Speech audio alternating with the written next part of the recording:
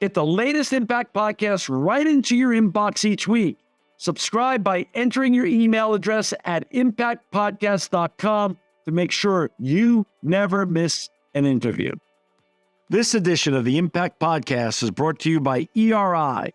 ERI has a mission to protect people, the planet, and your privacy, and is the largest fully integrated IT and electronics asset disposition provider and cybersecurity-focused hardware destruction company in the United States, and maybe even the world.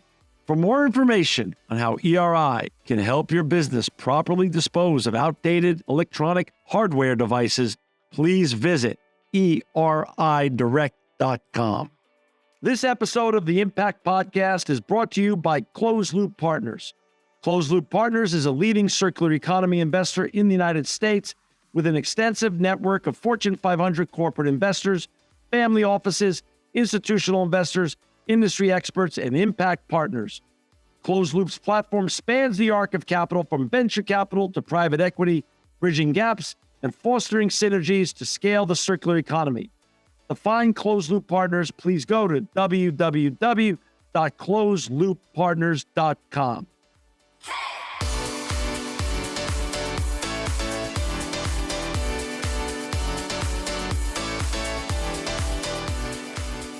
Welcome to another edition of the Impact Podcast. I'm John Shigarian, and I'm so honored to have with us today Stuart Poore. He's the Chief Environment Officer of Cognizant. Welcome to the Impact Podcast, Stuart.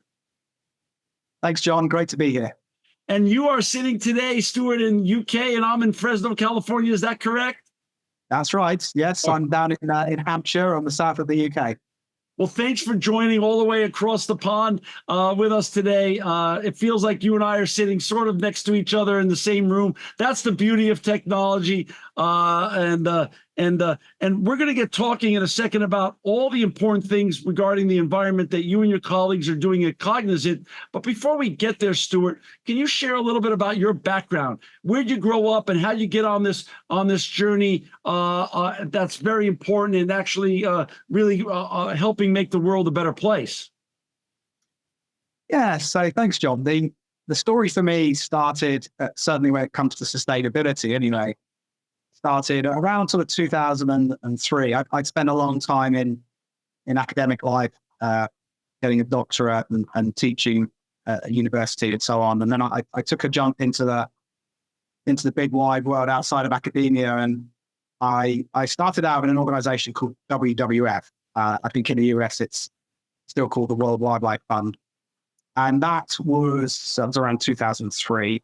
And I was doing some work in public affairs and campaigning at WWF. I think, fair to say, generally regarded as the biggest environmental NGO in the world, one of the most credible, certainly. And my role was to run a series of campaigns around climate change, which was quite tricky at the time, given that climate change back in 2003 wasn't really quite so prominent on the agenda as it is now. But working across some other impact areas as well. And that really was my first taste of the environmental sustainability agenda. And I kind of got to grips with, because of the very credible scientific approach that WWF takes, I was able to really grasp the essence of the environmental challenge, both in terms of, the sheer sense of urgency facing the natural world and the crisis that it was already facing back in 2003. It is obviously in a much worse state now. But also, and perhaps more relevantly in terms of my subsequent career, the learning about the role of business in the environment. Businesses that need to manage their impact, but also come up with solutions to helping enhance sustainability. And so I took a view, having campaigned for a while at WWF, I wanted to see how things look from the other side. So hopping over the fence, working inside an organization and getting my hands on the levers of change where I could actually drive impact for myself and actually see an outcome. So that's what I did. And that led to a series of in-house corporate sustainability roles. I actually popped back to WWF back in 2016 for another stint, just to sort of rejuvenate myself a little bit. But I find myself today in Cognizant, large professional services business, with a large impact of its own.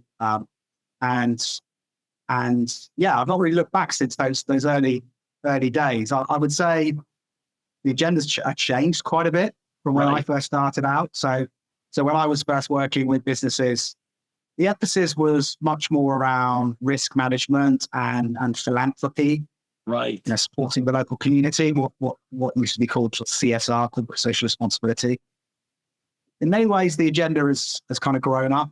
And I think that's largely as a consequence of, rising expectations on business in view of the environmental crisis we're facing, a much greater pressure on businesses to be more transparent about the impacts they have and then to find solutions and risk management strategies for those impacts. And so I think business is much more sensitized to the agenda. You're seeing a very different type of person coming into these roles now, and lots of different roles within their organization. And so it sits much more fundamentally at the heart of the business model now than it did back in those early days for me. What year did you join Cognizant? So I joined Cognizant actually right in the middle of COVID. Wow. I left a large Japanese imaging technology business called Canon, which you may have heard of, Sure. camera and printers, and moved into the Cognizant around 2021. So yeah, Wow. I went from looking at a Canon screen one day to the next day looking at a Cognizant screen, but still sat in the same seat. I'm one of those COVID switchers. Got it. And you came in as a chief environmental officer then? That's right. Yes. And was that the first time that role was filled, or were you stepping into shoes? It was the first time that Cognizant had brought someone in to have a dedicated focus on environmental sustainability, for sure. I think there was a real appetite and recognition at senior levels in our organization that we needed to establish a clear plan on climate action and to put in place a net zero goal, which is what I was brought in to do.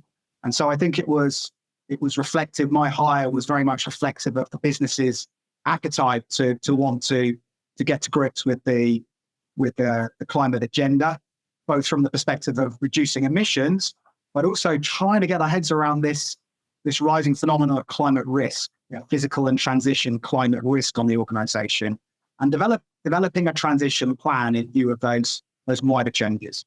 And so, first of all, for our listeners and viewers who aren't familiar with Cognizant, I'm just going to macro tee that up, Stuart. It's the annual revenues over $19 billion. The number of employees are over 350,000, and the number of countries served is about 35 countries Cognizant's in. So this is a big role. You guys are, a very big enterprise now, founded in 1994, now 30 years old or so. So this isn't just a small enterprise. This is quite a very big enterprise. What I always like to know, and you jumped ahead a little bit, which is great, you were ahead of me, is at the proverbial white page. You came in and you had that proverbial white page as the first to hold that role. How did you, obviously you hinted that net zero was one of the priorities. How did you create the list of priorities, and how has that gone but now that you have 3 years in arrears to look backwards a little bit, which is sometimes a clearer vision than looking forward? How did that work, and how is it working so far? Yeah, you're right. I did have a blank sheet of paper when I arrived, but I think the business was always clear, and I just need to codify the fact that we're not a big manufacturing organization that's generating a lot of pollution and impact on site per se. We're not selling lots of product out there that's having an impact. We're a professional services organization. So we're all about the people that we hire and the expertise that they can take to our clients. So it felt fairly straightforward to emphasize the need for climate action. That really is where the organization could make the most progress and where its impact was acutest. And I'm thinking there in terms of the energy that we source for running our offices and our data centers, and the latter is certainly a challenge in terms of the advent of Gen AI. We'll perhaps come on to that a little bit later. And it's also about the travel that our 350,000 people undertake. Now, clients typically and much more now, given that we're out of COVID, fortunately. Demand often face-to-face relationships. And Sure. so we're under a lot of pressure to get on planes and fly. That has an impact. So when I looked across our profile, looked across the things we do, places we operate in, the things we sell, the climate agenda certainly felt like the most sort of pressing concern. And that's why my time has been dedicated to setting and then delivering against this net zero goal, which is very important to the organization. It underpins so much of what we do and what we care about in the world of corporate sustainability. And it also underpins our credibility in the market as a company selling sustainability solutions to our customers. So when you set that goal, what particularly was set? When is your goal to get to net zero for Cognizant? Yeah. So we've set a science-based target. In other words, a target that's aligned with the 2015 Paris Agreement, which is where we have the international consensus on the need to keep global average temperature increases to no more than 1.55 degrees. So our science-based plan is aligned with that need. And more practically, that boils down to needing to halve our emissions by 2030, so 50% reduction in our total gross emissions by 2030 on a 2019 baseline, and then a 90% reduction by 2040. Yeah, and that's a big concept, like 90% reductions in the course of 20 years. These are real reductions because we want to lean into real decarbonization and see carbon offsets, which typically many businesses have relied upon as a first priority to claim what used to be described as carbon neutrality. We're putting that as the last resort and focusing in as what the science-based target obligates us to focus on, real absolute reductions through, for example, increasing the amount of renewable energy, wind and solar, electricity generation that we use in our operations. We're going to be 100% clean energy sourcing by 2026. That's a big deal. Really doubling down on energy efficiency. So not just about the type of energy we use, but also the total that we consume. And looking at, things like the heating, ventilation, air conditioning that we have in our offices, but also thinking about the power consumption in our data centers and making sure that's as efficient as possible. Cutting out wasteful travel. As I said, we have a footprint from air travel particularly, which we very much need to reduce. And then most importantly of all, because it accounts for the biggest buckets of our emissions, are the purchased goods and capital goods and services that we buy into the organization, which account for nearly 50% of our total carbon footprint. That's in the Scope 3 kind of value chain based emissions. And that's involving a lot of engagement with our suppliers to try and reduce our emissions. I think it's fair to say, going back to my point earlier about how the agenda's grown up, there's been an increasing introduction of standardization in this space to help guide organizations like Cognizant on the path it needs to take to decarbonize. Most notably in this respect, I would give a mention to the Science-Based Targets Initiative, which is a consortium of NGOs, including WWF, that are committed to setting the best standards and frameworks for businesses and other organizations to decarbonize. And that gives us a really nice framework through which to think about how we can ensure we stay on track with the science and reduce our emissions in line with the need to get to net zero. It's your 50% goal by 2030 is sounds very reasonable. 90% obviously sounds very, very audacious, which is I commend you.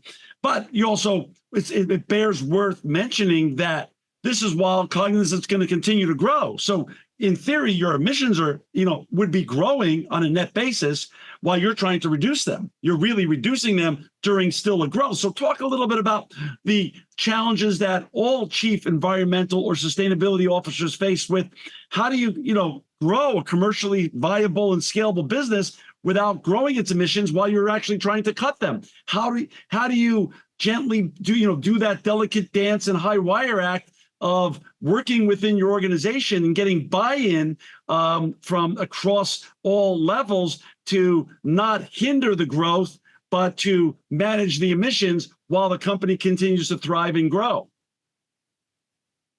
Yeah, I think you're touching upon the nub of the challenge here, this concept of decoupling commercial and emissions growth. This is the big conceptual challenge that keeps people like me up at night. and there's two ways that I try to encourage people to think about this in the organization and outside. Firstly, that investing in measures that decarbonize is a really obvious and easy way to reduce your operating costs, right? So by setting up, for example, long-term power purchase agreements for clean energy in India, where the bulk of our energy is consumed, we get to acquire energy at cheaper rates than if we were just going to the grid buying it on a business as usual basis. So straight away, our energy bills go down by setting up long-term fixed price deals with developers for clean energy, right? So energy bills going down, and then coupling that with investment in new equipment, retrofitting and upgrading old equipment that we use to heat and cool and ventilate our buildings. That pays for itself over a fairly short period, right? Our energy bills go down because we've got better equipment that uses electricity in a more efficient way. So this is first and foremost for me about an efficient operating model. I don't have to spend a huge amount of time telling the business that employees should fly less wastefully to our finance team. They're shoulder to shoulder with me on that message because it costs money to get on planes and fly. Right. It also costs emissions. So we're together on that. We've got to be a little bit careful with that argument because when times are good and margins aren't quite so tight, finance may be inclined, our team isn't, but finance may be inclined to walk away, wipe their hands and say, job done, leaving me to carry the emissions problem forward. But my central point here is that this is a way to save money. It's a way to address the bottom line. The other way to think about this is that the green transition, the shift towards a low carbon economy, is a huge revenue opportunity. Right? Clients are hungry for decarbonization solutions and circular solutions, but in the context of the conversation we're having, I'm thinking about decarbonization especially. That's why we set up a dedicated practice to support clients with their sustainability commitments. And to be able to really maximize revenue in that segment, we've got to walk the talk in our own backyard. Otherwise, we won't have any credibility in the market. We won't have any authenticity in the eyes of the client if we're not able to show that we're immediately pushing for net zero. Okay, so I see top and bottom line benefits.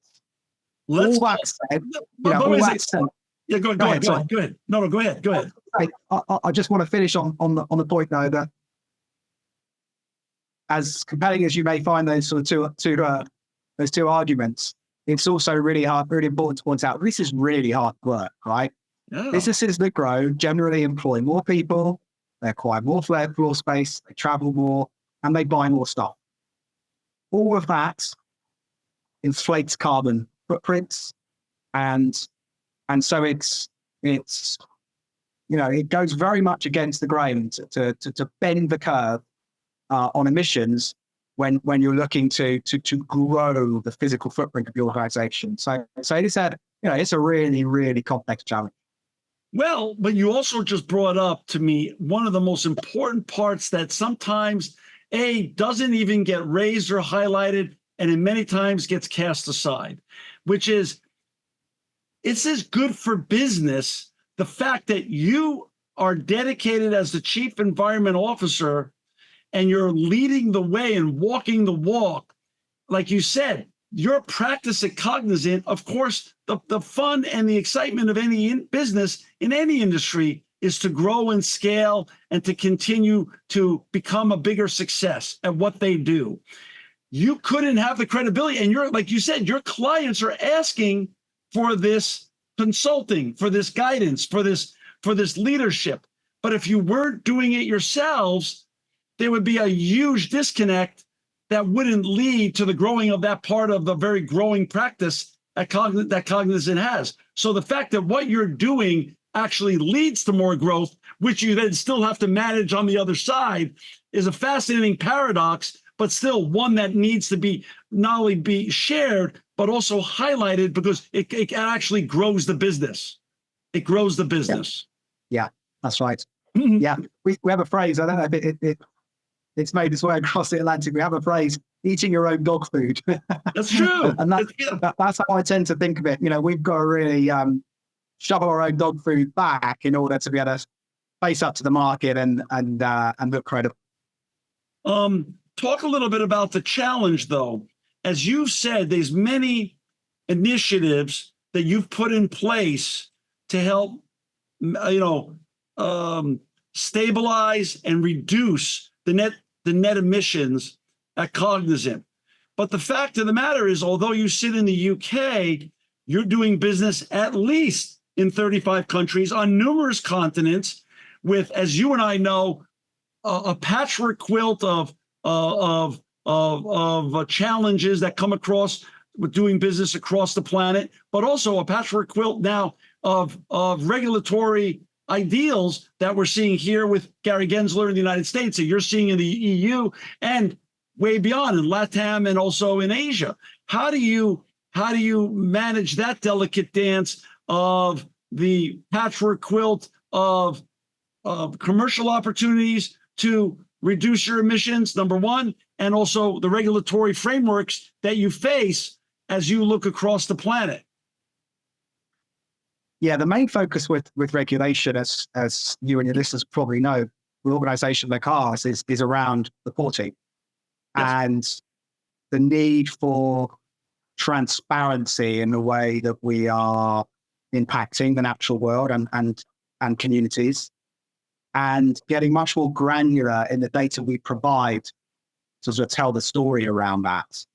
And you're seeing in, for example, the EU Corporate Sustainability Reporting Directive, probably the most comprehensive piece of regulation of its type, a seismic shift really in the levels of disclosure that a company like Cognizant, which whilst listed in the US is operating in the EU and other markets, as you noted, needs to take in order to stay compliant.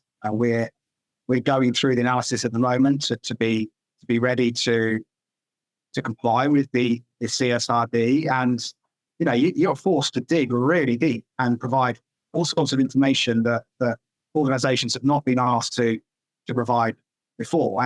And then alongside that, and as you said, John, there's similar types of regulation, typically under the aegis of the ISSB, which has absorbed a bunch of other standards, lots of standards in this space, as you'll know, which other countries have aligned their own in-country reporting regulation with. Okay, and then you have the SEC climate rule and the stuff going on in California, and all sorts of regulation popping up like mushrooms in a field. And we've got to try to track all of that. We've got to track the transposition of the EU CSRD in member states as well. And it's not a guarantee that each will be transposed in the same way according to the same timeframes. So we've got to look across 27 countries in the EU to determine what we need to do by when, alongside this other global patchwork quilt of regulation. A lot of it's very similar, but there are some subtle differences, and any company that just assumes a one-size-fits-all approach will potentially be in trouble. So my job and the job of others around me to keep a close eye on what's required and to ready the business to acquire the data with the right sorts of controls to ensure that the data is accurate, reliable, and comprehensive. That's not a given for big organizations, something we work really hard on, so that when we report a data point through our auditor to the market, you can really trust its veracity and its authenticity. So yeah, I do spend a lot of my time thinking about regulatory reporting, perhaps a little bit too much. I hear a lot of my colleagues expressing some disquiet at the amount of time dedicated to reporting at potentially the expense of actual change management and delivery. That's a worry. But I think at root, the concept of transparency which in turn can lead to accountability, is a good thing. We just need to get the balance right in terms of the way resources being deployed for it. For our listeners and viewers who've just joined us, we've got Stuart Poore with us today. He's the Chief Environment Officer of Cognizant. To find Stuart and his colleagues and all the important work they're doing in the environment, please go to www.cognizant.com. Stuart, talk a little bit about external emissions, the emissions that sit with your suppliers. How do you champion your goals and your efforts with your suppliers and get them to go along and get aligned with your mission and your goals, so this way you can hit your goals at Cognizant? Yeah, this is a big headache, not just for Cognizant or any company that's set itself a science-based target. Sure. It encompasses not just scope 1 and 2, but also what we call scope 3 emissions that sit in the value chain. A lot of people struggle with the idea of, really getting hold of emissions that other organizations are responsible for. And that's a big leap for companies to make. Nevertheless, we've acknowledged that needs to be part of our footprint and therefore part of our reduction goal. And it's a big part of the footprint. It's nearly 50% of our total footprint. Wow. And so therefore we need suppliers on board, giving us two things really. One, their data on their footprint. Otherwise we're relying on estimates to calculate what they generate. And two, we need reduction commitments from them. So we need them setting science-based targets for reduction that we will start to see follow through into our footprinting over time. And really, for me, it's about not trying to boil the ocean in the early stages. So we've got thousands of suppliers, literally. I do not have the resource to go after every one of those suppliers and persuade them to give us data and set reduction targets. So instead, we focus on the relationships that generate the biggest emissions, and our top 150 suppliers account for about 65% of our total emissions. So that's where we've really dedicated our focus. And yeah, it's about collaborating with them for those that are less mature and less appreciative of the requirements, to help them realize the benefits that can be enjoyed, those benefits I talked about earlier in terms of top and bottom line, but also to emphasize to them the need for a values alignment.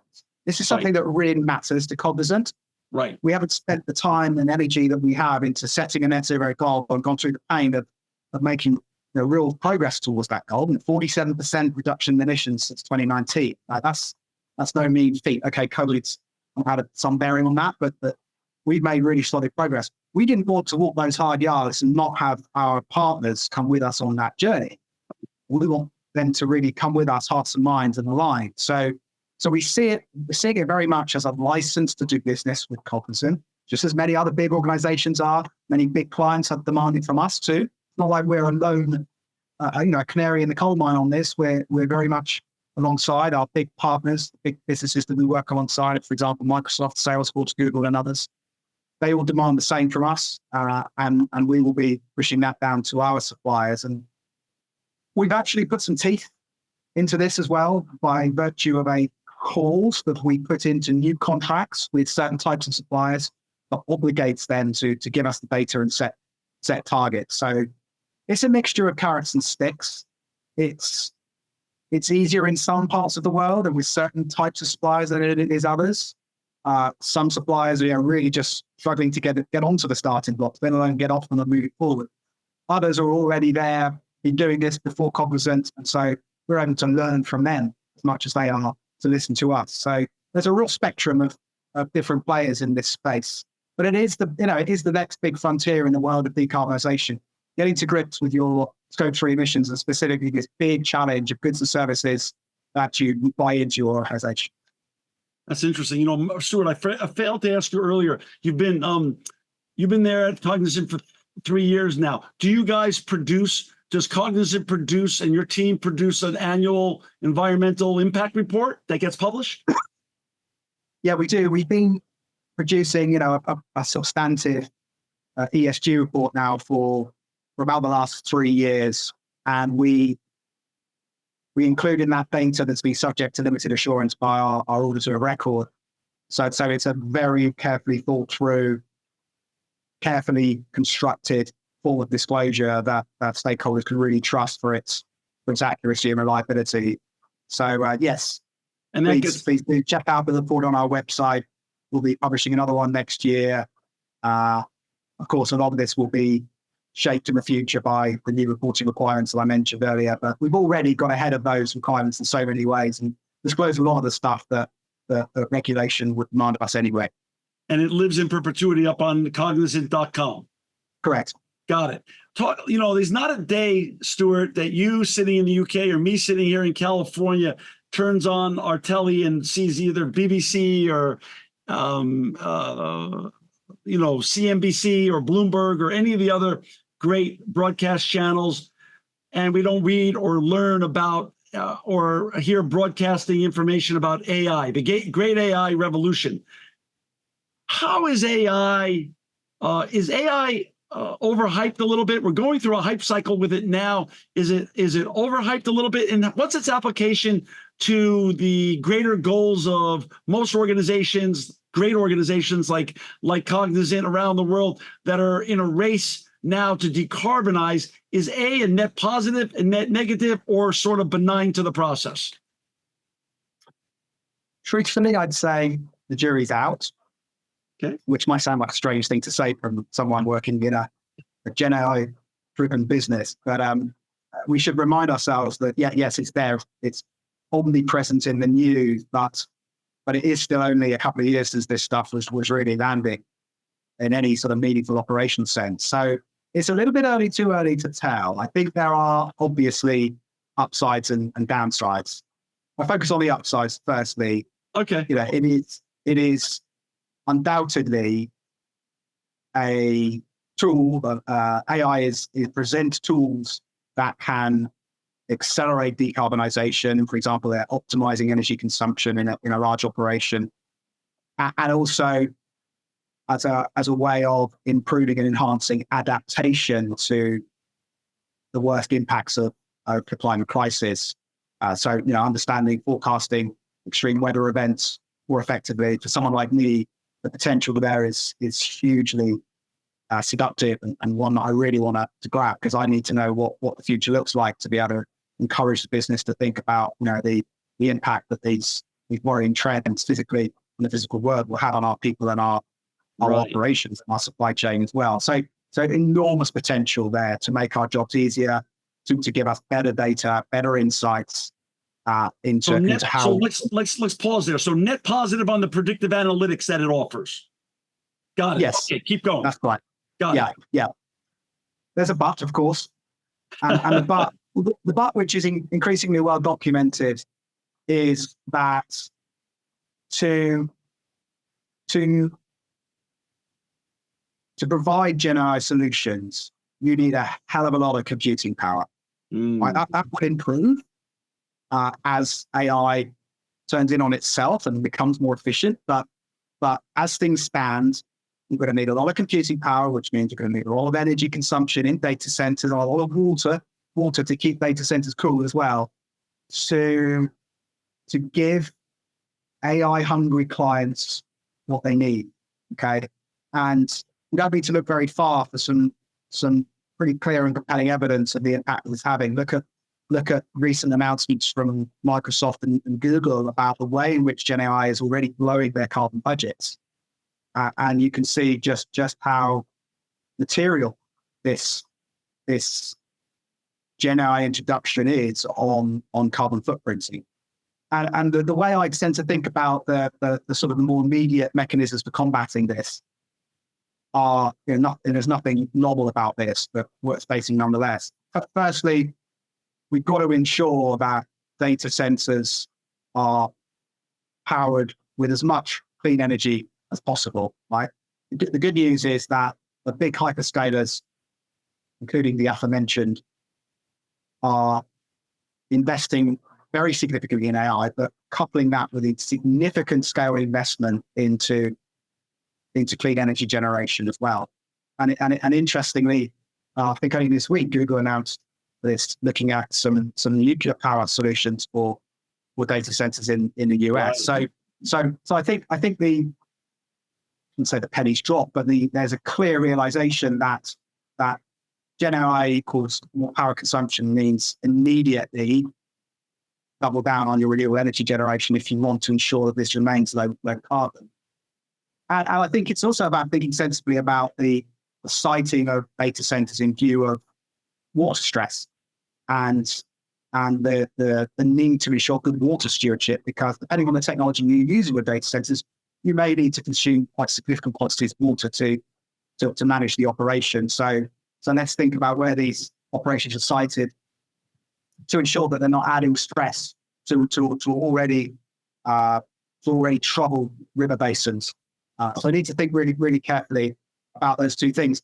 And then the third thing I would say, added to that, and that's fairly obviously, we need to think about applying green engineering solutions to the data center operations themselves. So thinking about how AI can be used by itself to manage power consumption, manage peak rates of consumption in line with other energy requirements across the grid to ensure that energy is consumed in an optimal and efficient way using sensors and monitors and various other techniques, some weird and wonderful tech jargon like hyperconvergence and containerization, virtualization, sorts of techie IT stuff, which my colleagues can tell you much more about than I. But there's lots of different ways, and the solutions are growing exponentially for ensuring energy efficiency across these increasingly stressed out and in-demand data centers. So, as I say, it's still early days. I think we're learning all the time. It's fast learning. It's machine-to-machine learning by definition. But I think what we can say with confidence is that there's a clear sense of understanding and appreciation that Gen AI does not come without its costs and impacts. If you're assuming a sort of BAU operational approach, it's got to be coupled with a full suite of decarbonization solutions along the way. Makes sense. We talked earlier about you starting in 2021 and prioritizing the net zero emission goals of 2030 and 2040 that you've set. Talk a little bit about the other alphabet soup of issues and topics that you, as a chief environment officer, are forced to also juggle and prioritize at large organizations such as Cognizant, such as DEI, ESG, the shift from the linear to circular economy. How do you prioritize those, and where do you put them in the hierarchy of issues that you're working on as you continue to just overall create the best suite of goals that are possible?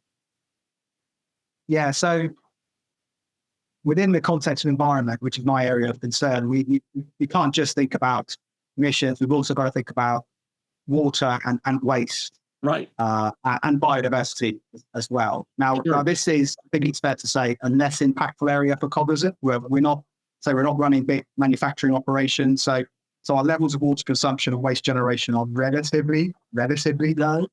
Nevertheless, the regulations I described earlier, the reporting regulations, among other things, demands much higher levels of transparency and better data to report on our impacts.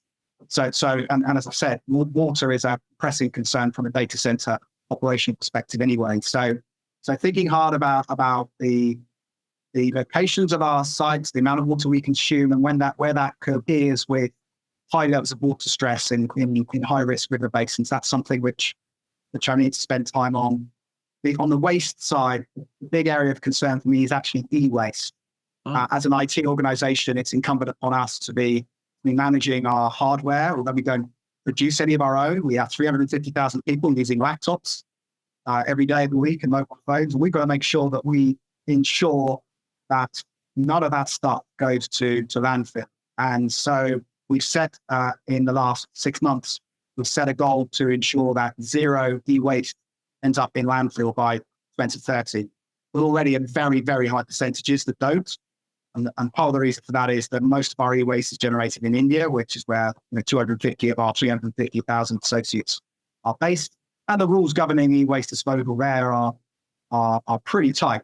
And so we have, even if we wanted to, we don't have any wiggle room in terms of irresponsibly disposing of equipment. Nevertheless, we're trying to ensure that we're as circular as possible with our IT operations, that we're bringing stuff back as much as possible, refurbishing it, redeploying it. I'm talking to you from a refurbished laptop.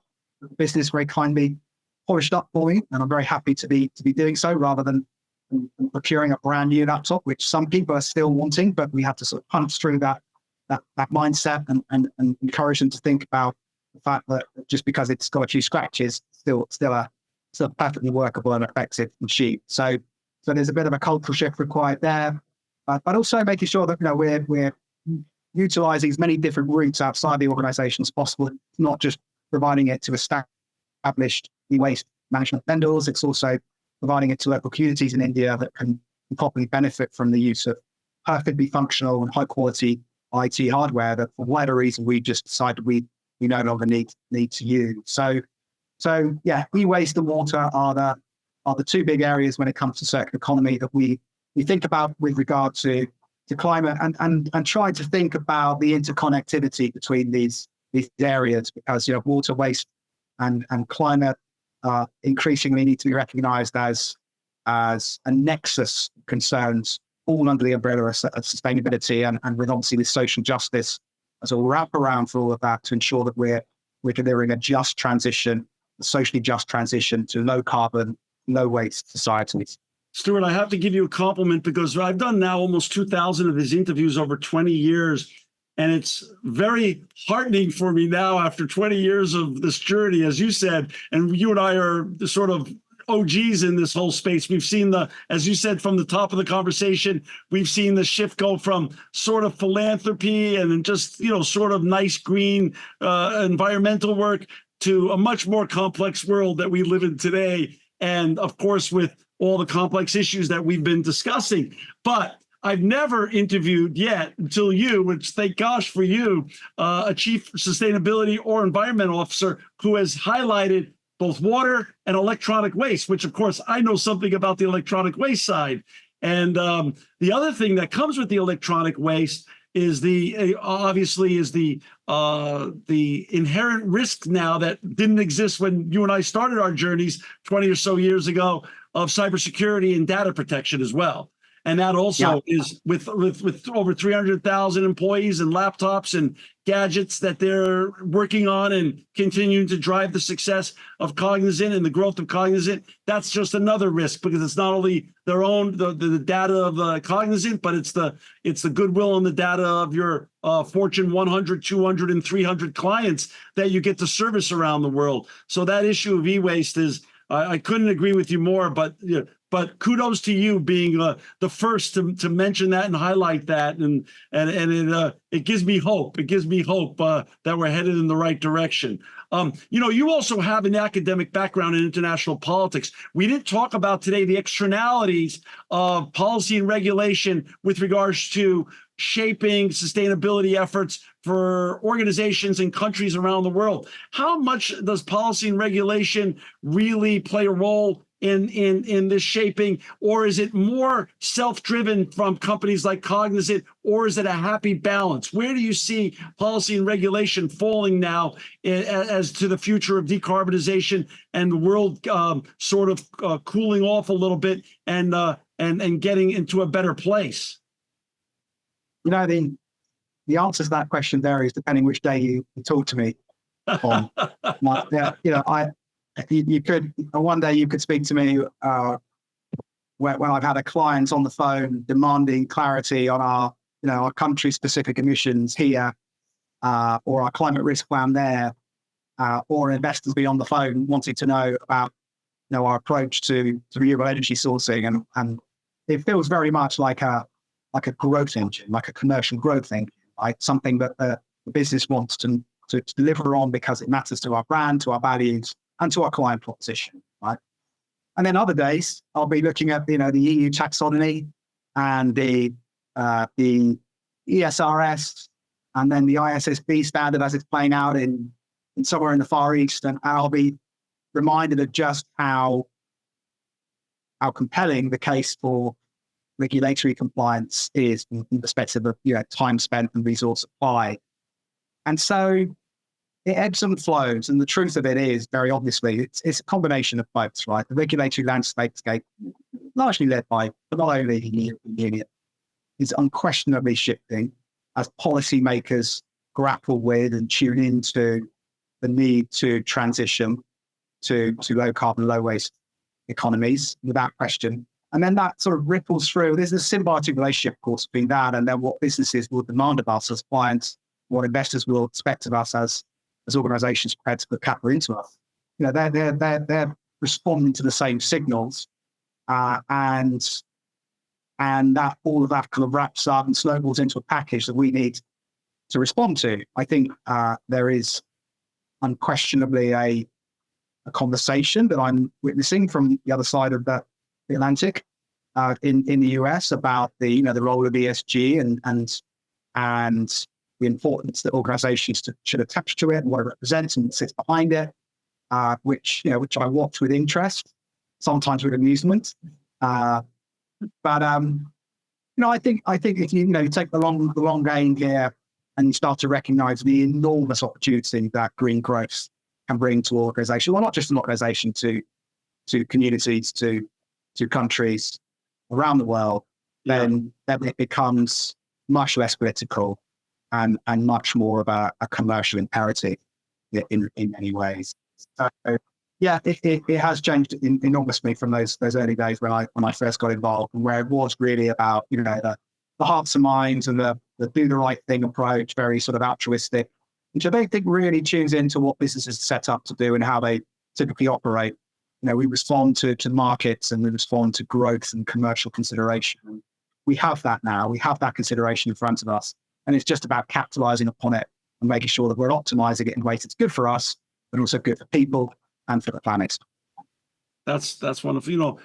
Stuart, I want to end with a question that's really important. If I was your biographer and I was writing a book on your career, and you're going to be advising in this book to other corporate leaders who are looking to enhance their organizations or companies' sustainability practices. Now that since I dubbed you earlier, one of the sustainability or environmental OGs, that you've been doing it a long time. You were late on the train. You were early on the train.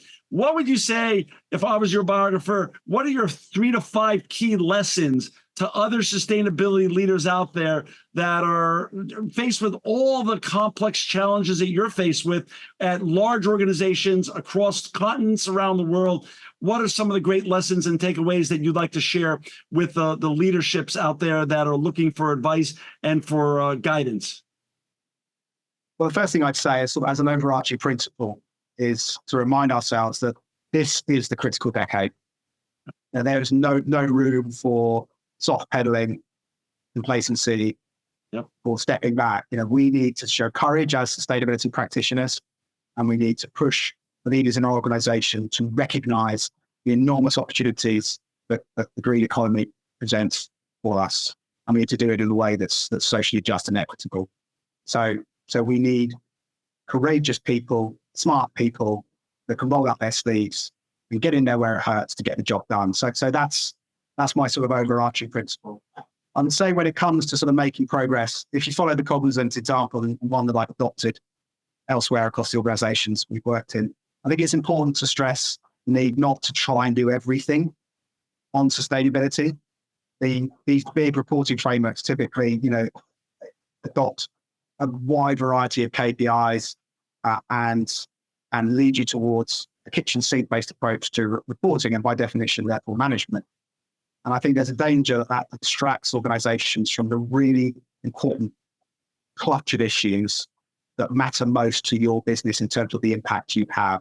So focus in, zero in on the things that matter most, and put in place a plan to address that. Work hard with political intelligence to get the right stakeholders on board, get your leadership teams on board. If you don't have your CEO on board, then you're likely dead in the water pretty quickly. So you've got to get into the upper echelons of the business, get the C-suite on side, persuade them of the merit of addressing these issues, and everything will then follow. And don't demur from the principle of transparency, and accountability. Be clear who's doing what in the organization, what their roles and responsibilities are, and then communicate the hell out of it, engage your stakeholders so that you're learning from and iterating with them on the solutions required to change. So that's the piece of my head thoughts. It's hard work. It's, yes, the agenda's changed, it's grown up, but it's no less hard work now than it was. It's just the terms of the debate changed, the stakes have gone up, and the ability to wait and see just doesn't really exist anymore. We've got to get stuck in, and we've got to get stuck in fast.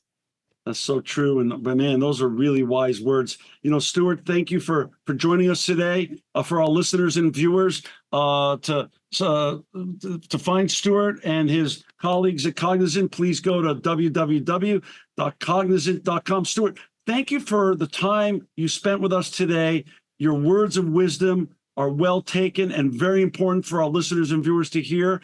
But more importantly, thank you for all the great work that you and your colleagues at Cognizant are doing to make the world a better and more sustainable place. Thanks, John. It's nice to hear, and it's been a pleasure to be with you today. This edition of the Impact Podcast is brought to you by Engage. Engage is a digital booking platform revolutionizing the talent booking industry. With thousands of athletes, celebrities, entrepreneurs, and business leaders, Engage is the go-to spot for booking talent, for speeches, custom experiences, live streams, and much more. For more information on Engage or to book talent today, visit letsengage.com. This edition of the Impact Podcast is brought to you by ERI. ERI has a mission to protect people, the planet, and your privacy, and is the largest fully integrated IT and electronics asset disposition provider and cybersecurity-focused hardware destruction company in the United States and maybe even the world. For more information on how ERI can help your business properly dispose of outdated electronic hardware devices, please visit eridirect.com.